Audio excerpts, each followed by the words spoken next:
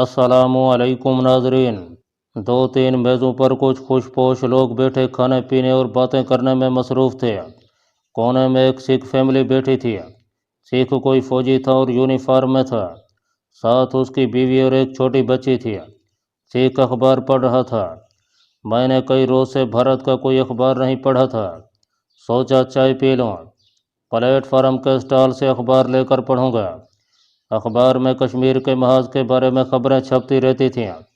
उनसे कश्मीरी हुर्रियत पसंद मुजाहिदों की सरगर्मियों से ताल्लुक़ ताज़ा सूरत हाल मालूम हो जाती थी। मेरा हुलिया यह था कि दाढ़ी मूछें बड़ी हुई नहीं थीं। छोटे छोटे तुरशे हुए बाल थे। सर के बाल लंबे थे, गर्दन से ज़रा नीचे तक आते थे। कमीज, जैकेट और पतलून सही हालत में थी। बुरहानपुर और नरसिंहपुर के इलाके से जब मैं पुलिस इंस्पेक्टर को मौत की नींद सुलाकर फरार हुआ था तो मेरा हुलिया तकरीबन यही था। इससे पहले के कमांडो एक्शन में मेरी दाढ़ी मूछें और सर के बाल बड़े हुए थे। मैंने जबलपुर आकर बाल भी छोटे करवा लिए थे और कपड़े भी बदल लिए थे। गाड़ी आने में अभी देर थी। मैंने खाना भी रिफ्रेशमेंट रूम में ही मंगवा लिया। इस तरह वहाँ बैठे बैठे काफ़ी वक्त गुजर गया। इस दौरान सिख फौजी अपनी फैमिली के साथ उठकर जा चुका था। जब वो मेरे करीब से गुजरा था तो मैंने हाथ से चम्मच नीचे गिरा दी थी और उसे उठाने के लिए झुक गया था। इस तरह मैंने अपना चेहरा उससे छुपा लिया था। कोई ख़तरे वाली बात नहीं थी, लेकिन एहतियात के तौर पर मैंने ऐसा किया था। इसकी वजह यह थी कि सारे भारत के और ख़ास तौर पर मशरक़ी पंजाब के पुलिस स्टेशनों पर यकीनन मेरी तस्वीर बतौर पाकिस्तानी मफरूर जासूस के मौजूद थी और इस इलाके में से गुजरते हुए मैं ख़ास तौर पर एहतियात से काम ले रहा था। इतने में बाहर प्लेटफार्म पर मुसाफिरों की नकलो हरकत कुछ तेज़ हो गई और आवाज़ें भी आने लगीं। मालूम हुआ कि कोई गाड़ी आ रही है। मैंने बेरे को बुलाकर पूछा कि कौन सी गाड़ी आ रही है। उसने बताया कि कलकत्ता से अमृतसर जाने वाली होड़ा मेल आ रही है। मैंने जल्दी से बिल अदा किया और प्लेटफार्म पर निकल आया। उस वक्त मुझे स्टॉल से अखबार खरीदना शामिल याद न रहा। अगर याद रहता और स्टॉल पर से अंग्रेज़ी या हिंदी का कोई अखबार खरीद कर देख लेता तो उस भयानक मुसीबत से बच सकता था जो मुझ पर आगे जाकर बलाए नागहानी की तरह नाज़िल होने वाली थी। ट्रेन जल्दी आ गई थी। नूरजहाँ के वालिद को होड़ा मेल के सही टाइम का इल्म नहीं था। गाड़ी प्लेटफार्म में दाखिल हो चुकी थी। जब मैं रिफ्रेशमेंट रूम से निकलकर बह रहा था, मुसाफिरों का काफ़ी रश था। सिख मुसाफिरों की तादाद ज़्यादा थी। ट्रेन आकर रुकी। मुझे भी थर्ड क्लास के एक डब्बे में जगह मिल गई। किसी न किसी तरह मुझे जलंधर पहुंचना था ताकि रात होने से पहले पहले जलंधर से जम्मू जाने वाली लारी पकड़ सकूं। होड़ा मेल कुछ देर ठहरने के बाद चल पड़ी। अम्बाले के बाद लुधियाने के स्टेशन पर गाड़ी रुकी तो मैं डब्बे से उतर पड़ा। डब्बे में बेहद रश था और मैं उन मुसाफिरों में बिल्कुल फंस कर बैठा हुआ था। मैंने सोचा कि किसी दूसरे डब्बे में जाकर बैठना चाहिए। इस तरह बैठे बैठे तो मेरी टांगें अकड़ जाएंगी। प्लेटफार्म पर उतरा तो देखा कि ट्रेन के एक डब्बे में डाक के बड़े बड़े थैले लादे जा रहे थे। सामने अखबार का स्टॉल था। सोचा कोई अखबार लेकर मकबूजा कश्मीर के बारे में ताज़ा तरीन सूरत हाल मालूम करनी चाहिए। स्टॉल पर दिल्ली से शाये होने वाले उर्दू के दो एक अखबार और हिंदी गोरखमक्खी और अंग्रेज़ी के अखबार पढ़े थे। मैंने अंग्रेज़ी का एक अखबार उठाकर उसका वर्क उल्टा तो मेरा ऊपर का सांस ऊपर रह गया। अखबार में मेरी तस्वीर के साथ इश्तिहार छपा हुआ था जिसमें मेरी गिरफ्तारी के लिए इनाम का ऐलान भी किया गया था। मैंने अखबार वहीं तय करके रख दिया। दूसरा हिंदी का अखबार खोल कर देखा। ये तस्वीर मेरे बिल्कुल मौजूदा हुलिये की थी और मुझे फ़ौरन पहचाना जा सकता था। मैं चुपके से वहाँ से खिसक कर ट्रेन की तरफ बढ़ा कि किसी ने पीछे से मुझे आवाज़ दी, ओ बाबू ज़रा इधर देखो। मैंने पलट कर देखा। एक सिख फौजी मुझे घूर कर देख रहा था। उसके हाथ में अखबार था। उसने अखबार में मेरी तस्वीर देख ली थी। मुझे देखते ही उसका हाथ अपनी वर्दी में लगे हुए रिवॉल्वर की तरफ बढ़ा। खबरदार यहीं खड़े रहो, भागे तो गोली मार दूंगा। लेकिन मैं वहाँ खड़ा नहीं रह सकता था। मुझे वहाँ से भागना था और जिस तरफ भागना था और भागते ही चले जाना था। अभी सिख फौजी जो कैप्टन था अपना रिवॉल्वर निकाल ही रहा था कि मैं ट्रेन के डब्बे में घुस गया और छलांगे लगातार डब्बे के दूसरे दरवाजे में से नीचे छलांग लगाकर जंगले के साथ साथ भागने लगा। پیچھے سے ایسی آوازیں آنے لگی تھیں جیسے مجھے پکڑنے کے لیے پیچھے دوڑتے آ رہے ہوں، مگر مجھے پیچھے مڑ کر دیکھنے کی فرصت نہیں تھی۔ میں بے تحاشا بھاگ رہا تھا۔ اس دوران میں 2-3 آدمیوں سے ٹکرایا۔ سکھ فوجی میرے پیچھے دوڑ رہا تھا، کچھ اور لوگ بھی میرے پیچھے دوڑ رہے تھے۔ مجھے ان کی "پکڑ لو پاکستانی جاسوس ہے" کی آوازیں آ رہی تھیں۔ سکھ فوجی مجھ پر پیچھے سے فائر نہیں کر سکتا تھا۔ پلیٹ فارم پر کافی مسافر تھے۔ پلیٹ فارم ختم ہو گیا، سامنے ریلوے یارڈ آ گیا، جہاں ریل کی پٹڑیوں کا جال بچھا ہوا تھا۔ میں جس رفتار سے بھاگ رہا تھا، میرا دماغ اس سے دگنی رفتار سے سوچ رہا تھا کہ مجھے ان لوگوں سے اپنے آپ کو کیسے بچانا ہے۔ ریل کی پٹڑیوں میں آسانی سے نہیں دوڑ سکتا تھا، وہاں لوگ بھی نہیں تھے۔ سکھ فوجی تربیت یافتہ کیپٹن تھا، وہ بڑی آسانی سے پستول کا فائر کر کے مجھے گرا سکتا تھا۔ جہاں پلیٹ فارم ختم ہوا، وہاں مجھے بائیں جانب مال گاڑی کا ڈبہ کھڑا نظر آیا۔ میں تیزی سے اس ڈبے کے پیچھے ہو گیا۔ سامنے ریلوے گودام کا صحن تھا، جہاں ٹرک پر سے سامان اتارا جا رہا تھا۔ "پکڑ لو پاکستانی جاسوس ہے" کی آوازوں نے میرے لیے بے حد مشکل پیدا کر دی تھی۔ جیسے ہی میں گودام کے صحن میں داخل ہوا، مزدوروں نے پلٹ کر میری طرف دیکھا اور مجھے پکڑنے کے لیے بازو پھیلا دیا۔ اسی لمحے پستول کے 2-3 فائر ہوئے۔ یہ ہوائی فائر ہی ہو سکتے تھے۔ سکھ فوجی مزدوروں کے ہوتے ہوئے مجھ پر فائر نہیں کر سکتا تھا۔ میں مزدوروں کو دھکے دے کر نکل گیا۔ ایک سکھ مزدور میرے پیچھے دوڑا۔ میں گودام کے پیچھے نکل آیا۔ یہاں 4-5 فٹ اونچی دیوار تھی۔ میں نے دیوار پر چڑھ کر دوسری طرف چھلانگ لگا دیا۔ میں اسٹیشن کے باہر سڑک پر آ گیا تھا۔ مجھے بہت سے تانگے اور رکشے کھڑے نظر آئے۔ اتنا وقت نہیں تھا کہ میں رکشے میں گھس کر ڈرائیور سے کہتا کہ چلو۔ لوگوں کا شور میرے پیچھے پیچھے آ رہا تھا۔ میں سڑک پار کرنے کے لیے دوڑا تو اچانک ایک سکھ سکوٹر سوار میرے سامنے آ گیا۔ اس نے ایک دم بریک لگائی۔ میں نے اسے دھکا دے کر سکوٹر سے گرا دیا۔ سکوٹر بھی ایک طرف گر پڑا۔ سکوٹر کا انجن چل رہا تھا۔ میں نے انتہائی تیزی سے سکوٹر اٹھایا، اچھل کر اس پر بیٹھا اور ایک دم سے اس کی رفتار تیز کر کے جس طرف سکوٹر کا منہ تھا اس طرف نکل گیا۔ ایک تانگے سے ٹکراتے ٹکراتے بچا۔ میں پوری رفتار سے سکوٹر بھگائے لیے جا رہا تھا۔ سڑک پر زیادہ ٹریفک نہیں تھی۔ سڑک کی ایک جانب ریلوے لائن کی دیوار تھی، جہاں سگنل کے کھمبے نظر آ رہے تھے۔ دوسری طرف سڑک کے کنارے کنارے کھوکھا نما دکانیں تھیں۔ کچھ پتہ نہیں تھا کہ سڑک آگے کس طرف جاتی ہے۔ میں سکوٹر کو فل سپیڈ پر بھگائے لیے جا رہا تھا۔ سکوٹر میرا ساتھ دے رہا تھا۔ آگے ریلوے کا پل آ گیا۔ میں نے سکوٹر کو پل پر ڈالنے سے پہلے ایک لمحے کے لیے پیچھے مڑ کر دیکھا۔ کچھ فاصلے پر ایک رکشا بڑی تیز رفتاری سے بھاگا چلا رہا تھا۔ یقیناً سکھ فوجی اس میں بیٹھا تھا اور اس نے رکشا میرے پیچھے لگا دیا تھا۔ ریلوے پل پر کافی ٹریفک تھا اور دونوں طرف سے سواریاں آ جا رہی تھیں۔ میں جتنی تیز سکوٹر وہاں چلا سکتا تھا چلاتے ہوئے پل عبور کر گیا اور دوسری طرف سڑک کی دونوں جانب ہمارے لاہور کے گلبرگ کی طرز کی کوٹھیاں بنی ہوئی تھیں۔ میں وہاں سے بھی نکل گیا۔ میں کسی ایسی چھوٹی سڑک یا تنگ راستے کی تلاش میں تھا جہاں سے میرے پیچھے لگا ہوا رکشا نہ گزر سکے۔ ایک جگہ کوٹھیوں کے کم میں چھوٹی سی نہر بہہ رہی تھی۔ اس کی ایک جانب درخت تھے اور دوسری جانب یعنی نہر کے کنارے کوٹھیوں کے پچھواڑوں کے درمیان بڑا تنگ راستہ بنا ہوا تھا۔ میرا سکوٹر وہاں سے گزر سکتا تھا مگر رکشا نہیں گزر سکتا تھا۔ یہ سوچے بغیر کہ راستہ آگے کس طرف جاتا ہے، میں نے سکوٹر ادھر موڑ دیا۔ یہ غیر ہموار راستہ تھا۔ سکوٹر اچھل اچھل کر چل رہا تھا۔ یہ تنگ راستہ ختم ہوا تو آگے پھر ایک سڑک آ گئی۔ میں نے گردن موڑ کر دیکھا، واقعی ایک رکشا تنگ راستے کے پاس آ کر رکا ہوا تھا۔ کچھ دیر کے لیے میں خطرے سے باہر ہو گیا تھا، لیکن میں دشمنوں کے شہر میں تھا۔ اس شہر کے نشیب و فراز سے واقف بھی نہیں تھا۔ میرے پاکستانی جاسوس ہونے کا اعلان ہو چکا تھا۔ پولیس کو بھی اطلاع مل چکی ہوگی۔ کوئی تعجب نہیں تھا کہ اگلے چوک میں پولیس گھیرا ڈالے موجود ہو۔ مجھے جتنی جلدی ہو سکے اس شہر سے باہر نکل جانا چاہیے تھا۔ میرا رخ مشرق کی طرف تھا۔ کسی زمانے میں لدھیانہ شہر میں مسلمانوں کی بڑی زبردست آبادی تھی۔ اس شہر کے سیاسی، علمی اور دینی بصیرت رکھنے والے عالم فاضل مسلمانوں کی سارے ہندوستان میں دھوم مچی ہوئی تھی۔ کیسے کیسے ادیب، شاعر، سیاسی رہنما اور علماء کرام لدھیانے میں رہا کرتے تھے۔ مسلمانوں کے کلچر اور ثقافت کی لدھیانہ شہر کے تمدن پر گہری چھاپ تھی۔ قیام پاکستان کے بعد لدھیانہ کے مسلمانوں پر بھی قیامت ٹوٹ پڑی۔ ہندو اور سکھوں نے مسلمانوں کا قتل عام شروع کر دیا اور لدھیانہ کی سرزمین زندہ مسلمانوں کے وجود سے محروم ہو گئی۔ اگر لدھیانہ میں مسلمان رہ رہے ہوتے تو مجھے کسی نہ کسی مسلمان گھرانے میں پناہ مل سکتی تھی، لیکن تاریخ بدل چکی تھی۔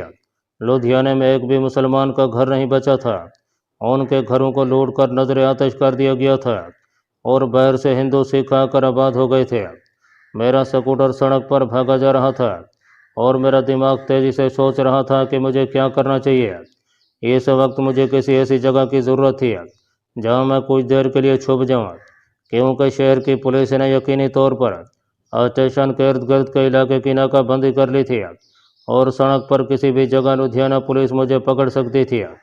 ایک پریشانی یہ بھی تھی کہ میں نہتا تھا، میرے پاس کوئی پستول وغیرہ بھی نہیں تھا۔ اگر پستول ہوتا بھی تو میں نکل کر سامنے آئی ہوئی شہر کی مسلح پولیس کا زیادہ دیر تک مقابلہ نہیں کر سکتا تھا۔ دور سڑک پر مجھے کچھ ٹرک قسم کی گاڑیاں کھڑی نظر آئیں۔ مجھے ایسے لگا جیسے پولیس نے سڑک روک رکھی ہو۔ میں نے سکوٹر سڑک سے اتار لیا اور سکوٹر کو روکا، اسے وہیں چھوڑا اور ایک کھیت میں گھس گیا۔ یہ آبادی کے اندر شہر کے 2-4 کھیت تھے، جن کے آگے پھر آبادی کے مکان شروع ہو گئے تھے۔ میں دوڑنے کی بجائے کھیت میں تیز قدموں سے چل رہا تھا۔ فصل زیادہ اونچی نہیں تھی اور میری کمر تک آتی تھی۔ میں 2 کھیتوں کے درمیان بنی ہوئی پگ ڈنڈی پر چل رہا تھا۔ کھیت ختم ہو گیا۔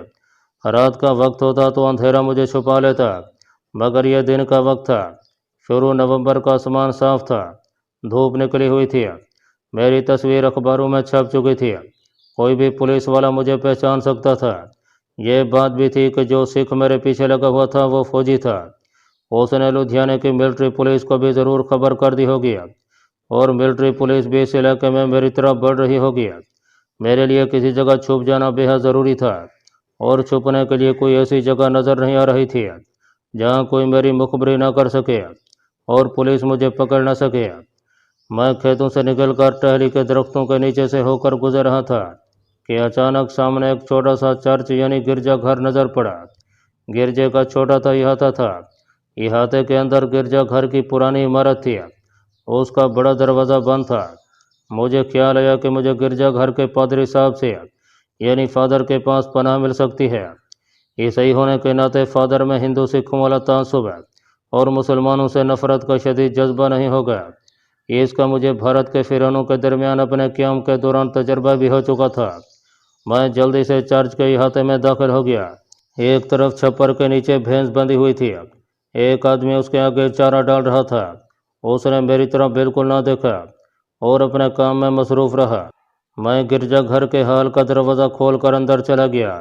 یہ چھوٹا سا ہال کمرہ تھا، کمرہ بالکل خالی تھا۔ میں نے دروازے میں سے جھانک کر باہر دیکھا، مجھے 2 آدمی باہر سڑک پر ایک طرف کو دوڑتے ہوئے نظر آئے۔ میں نے جلدی سے دروازہ بند کر دیا۔ جن لوگوں سے مجھے خطرہ تھا وہ میرا پیچھا کرتے یہاں تک آ گئے تھے۔ میں خالی بینچوں کے درمیان سے جلدی جلدی چلتا قربان گاہ کی ایک جانب آ کر رک گیا اور سوچنے لگا کہ یہاں سے کس طرف چلا جاؤں۔ قربان گاہ اونچی جگہ پر بنی ہوئی تھی اور اس کے کونے میں ایک چھوٹا سا دروازہ تھا۔ دروازہ کھلا اور ایک پادری صاحب نمودار ہوئے۔ انہوں نے میری طرف دیکھا اور پوچھا، کیا بات ہے بیٹا؟ پادری صاحب کی عمر 50 کے قریب ہوگی، دبلا جسم تھا، رنگ سانولا تھا، لمبا چوگا پہن رکھا تھا، گلے میں چاندی کی سلیب لٹک رہی تھی، سر کے کھچکھچی بالوں میں سفیدی نمایاں تھی، چہرے پر بڑی شفیق مسکراہٹ تھی۔ میں نے کہا، فادر، کچھ لوگ میرے پیچھے لگے ہوئے ہیں، مجھے کہیں چھپا لیجیے، میں آپ کو سب کچھ بتا دوں گا، اتنا ضرور کہوں گا کہ میں کوئی چور ڈاکو یا قاتل نہیں ہوں۔ پادری صاحب ایک لمحے کے لیے مسکراتے ہوئے شفیق چہرے سے میری طرف دیکھتے رہے، پھر ہاتھ کے اشارے سے کہا، میرے ساتھ آ جاؤ بیٹا۔ میں ان کے پیچھے ہو گیا۔ دوسری طرف ایک چھوٹی سی کوٹھڑی تھی جس میں زمین پر دری بچھی ہوئی تھی، ایک تکیہ دیوار کے ساتھ لگا تھا، ایک جانب تہہ کیا ہوا کمبل پڑا تھا، چھت کے ساتھ دھیمی روشنی والا بلب لٹک رہا تھا۔ یہاں بیٹھ جاؤ بیٹا اور مجھے بتاؤ کہ لوگ تمہارے پیچھے کیوں لگے ہوئے ہیں۔ میں کچھ کہنے ہی والا تھا کہ گرجے کے ہال کمرے کی جانب سے بھاری بھاری قدموں کی آوازیں آنے لگیں۔ किसी ने पादरी साहब का नाम लेकर उन्हें बुलाया। पादरी साहब ने कहा, तुम यहाँ बैठो, मैं देखता हूँ कौन है वहाँ। मैंने कहा, फादर पुलिस होगी, प्लीज़ उन्हें मेरे बारे में कुछ ना बताइएगा। मैं आपको यकीन दिलाता हूँ कि मैं चोर, डाकू या कातिल नहीं हूँ। पादरी साहब ने हाथ ऊपर उठाकर मुझे बड़ी नरम आवाज़ में कहा, मत घबराओ बेटा, मत घबराओ। यह कहकर वो कोठरी का दरवाज़ा खोलकर बाहर निकल गया।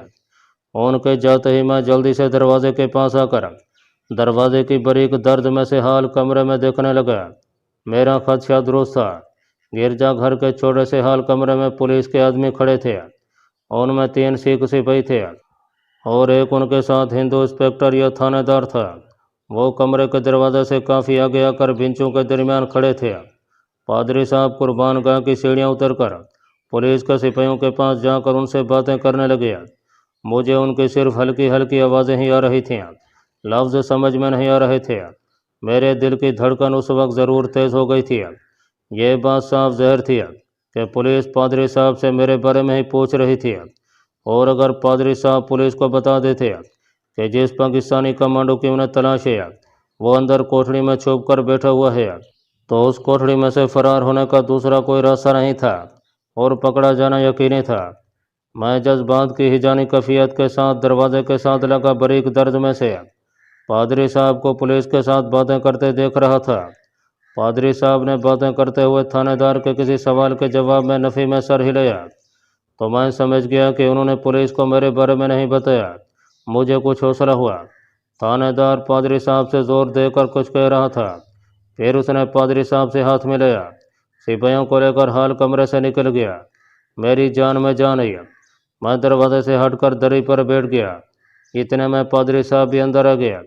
वो दरवाज़ा बंद करके वहीं खड़े होकर मुझे गहरी नज़रों से तकने लगे। मैं भी उन्हें तकने लगा। उनके चेहरे पर जो मुस्कुराहट थी वो गायब हो चुकी थी। फिर वो मेरे करीब दरी पर बैठ गया और बोले, बेटा, मुझे पुलिस की ज़बानी मालूम हो गया है कि तुम पाकिस्तानी जासूस हो।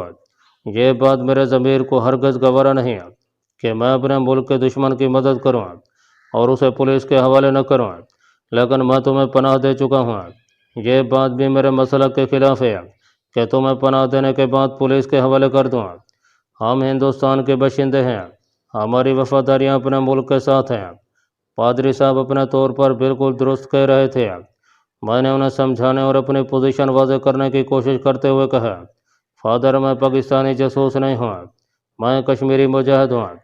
हम लोग अपनी आज़ादी के लिए जिद्दोजहद कर रहे हैं। ये आप भी अच्छी तरह जानते हैं कि कश्मीर पर भारत ने अपनी फ़ौज के ज़रिए वहाँ की मुसलमान अक्सरियत की मर्ज़ी के ख़िलाफ़ कब्ज़ा कर रखा है। क्या हम हक बजानब नहीं हैं? आपके बुज़ुर्गों ने भी मुल्क मुल्क से आकर सलेबी जंगों में शिरकत की थी। मैं भी अपने मुसलमान भाइयों के साथ आज़ादी कश्मीर के लिए जिहाद कर रहा हूँ। पादरी साहब कहने लगे, मैं तुम्हारी बात को तस्लीम करता हूँ, लेकिन इसके बावजूद मैं तुम्हें एक रात से ज़्यादा पनाह नहीं दे सकता। तुम्हें आधी रात के बाद यहाँ से निकल जाना होगा। मैं तुम्हारे लिए बस इतना ही कर सकता हूँ। पादरी साहब का मेरी नज़रों में एहतराम बढ़ गया था। अपने तौर पर उन्हें ऐसा ही कहना चाहिए था। मेरे लिए यही बहुत था कि उन्होंने मुझे पुलिस के हवाले नहीं किया था और एक रात के लिए चर्च में पनाह दे दी थी। मैंने उन्हें कहा कि मैं जलंधर जाना चाहता हूँ। वो कहने लगे, रात को यहाँ से जलंधर की तरफ गाड़ियाँ जाती ही रहती हैं, मगर पुलिस तुम्हारी तलाश में है। उनके पास तुम्हारा फ़ोटो भी है जो अखबार में छपा हुआ है। स्टेशन पर गए तो पकड़े जाओगे। रात को जलंधर की तरफ लारियाँ नहीं चलती हैं, मगर ट्रकों के अड्डे से ट्रक माल लेकर ज़रूर जाते रहते हैं। मैं तुम्हें यही मशवरा दूंगा कि यहाँ से रात के वक्त निकलकर ट्रकों के अड्डे पर चले जाओ और किसी ट्रक में बैठकर जलंधर जाने की कोशिश करो। अगर तुम्हारे पास पैसे नहीं हैं तो मैं तुम्हें 50 रुपये दे दूंगा। पादरी साहब ने अपने लंबे चुके के अंदर हाथ डालकर अपनी सदरी में से 50 रुपये का नोट निकाल कर मुझे दिया। मेरे पास पैसे मौजूद थे। मैंने पादरी साहब का शुक्रिया अदा करते हुए 50 का नोट न लिया और उनसे ट्रकों के अड्डे के बारे में पूछा कि वो वहाँ से कितनी दूर और किस तरफ है। पादरी साहब ने कहा, चर्च के पीछे जो सड़क जाती है उस पर चलते जाओगे तो एक चौक आएगा, वहाँ से दाएं तरफ मुड़ जाना, वहाँ कणक मंडी है, ट्रकों का अड्डा भी है। एक बात तो मैं ज़रूर कहना चाहूँगा, वो ये कि अगर तुम पकड़े गए तो पुलिस को ये न बताना कि तुम्हें मैंने पनाह दी थी। मैंने अपने दिल पर हाथ रखते हुए कहा, मोहतरम, मैं मोहसन कश नहीं हूँ, आप बेफिक्र हैं। पुलिस चाहे मुझे अजियत क्यों ना दे, मेरी ज़बान पर आपका नाम कभी नहीं आएगा। पादरी साहब ने सलीब का निशान बनाकर मुझे दुआ दिया और कहा, मेरे साथ हो। वो मुझे गिरजा घर के अंदर एक और छोटे से कमरे में ले आए, जहाँ एक चारपाई भी पड़ी थी। उन्होंने मुझे कंबल ला कर दिया और कहा, यहाँ तुम्हारे पास सिवाय मेरे और कोई नहीं आएगा, तुम भी इस कमरे से बाहर मत निकलना। मैंने सारा दिन उस कमरे में गुजार दिया। पादरी साहब ने मुझे खाना भी खिलाया, शाम को चाय भी पिलाई, फिर रात को भी खाना दिया।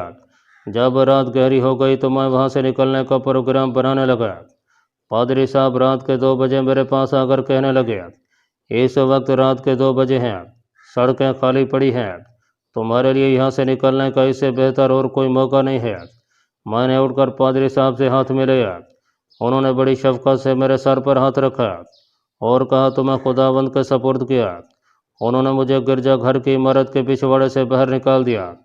नवंबर की रात सर्द थी, अभी इतनी सर्दी शुरू नहीं हुई थी, फिर भी लोग मकानों के अंदर सोते थे। बाजार में कहीं किसी की चारपाई नज़र नहीं आ रही थी। पादरी साहब ने मुझे जिस तरह बताया था, मैं उसी हिसाब से गिरजा घर से निकलकर अकबी सड़क पर आ गया। लुधियाना शहर पर खामोशी छाई हुई थी। कभी कभी किसी जानब से किसी मोटर रिक्शा की दूर से आवाज़ आ जाती थी। सड़क पर चलते चलते चौंक आ गया। यहाँ से बाएं जानब हुआ तो कुछ फासले पर एक ट्रक के इंजन की आवाज़ सुनाई दी। यह ट्रकों का अड्डा था। एक ट्रक चलने के लिए तैयार खड़ा था। मैं सोच में पड़ गया कि क्या मुझे ड्राइवर से बात करनी चाहिए या नहीं। हो सकता है उसने अखबार में मेरी तस्वीर देख रखी हो और वह मुझे देखते ही वहीं पकड़कर शोर मचा दे। मामला ख़राब हो सकता था। मैं ट्रक अड्डे से ज़रा फासले पर एक तरफ खड़े होकर सोचने लगा कि मुझे क्या करना चाहिए। ट्रक मुझसे थोड़े फासले पर सड़क के किनारे खड़ा था और 2 आदमियों के एक दूसरे से ऊंची आवाज़ में बातें करने की आवाज़ें आ रही थीं। ट्रक रोशनी में खड़ा था, उस पर लदी हुई बोरियां भी मुझे नजर आ रही थीं। ट्रक के पीछे 2-2.5 फुट चौड़ा तख्ता लगा हुआ था। मैंने देखा कि एक सिख लड़का एक तरफ से निकलकर ट्रक के पीछे आया। उसने नीचे लटकता हुआ रस्सा उठाकर ऊपर बोरियों पर डाला और लुधियाने के पंजाबी लहजे में अपने ड्राइवर को चलने के लिए कहा। लड़का दौड़कर ट्रक की अगली सीट की खिड़की खोलकर ट्रक में बैठ गया। ट्रक का इंजन पहले से चल रहा था। ड्राइवर ने गियर लगाया और ट्रक आहिस्ता आहिस्ता रेंगने लगा। मैं इसी लम्हे का इंतज़ार कर रहा था। जैसे ही ट्रक अड्डे से थोड़ा आगे गया, जहाँ ज़रा अंधेरा था, तो मैं दौड़कर ट्रक के पास आया और अकबी तख्ते को पकड़कर ट्रक में उछलकर बोरियों के पास बैठ गया। वहाँ इतनी जगह थी कि मैं सर नीचे करके बैठ सकता था और बाहर से मुझे कोई नहीं देख सकता था।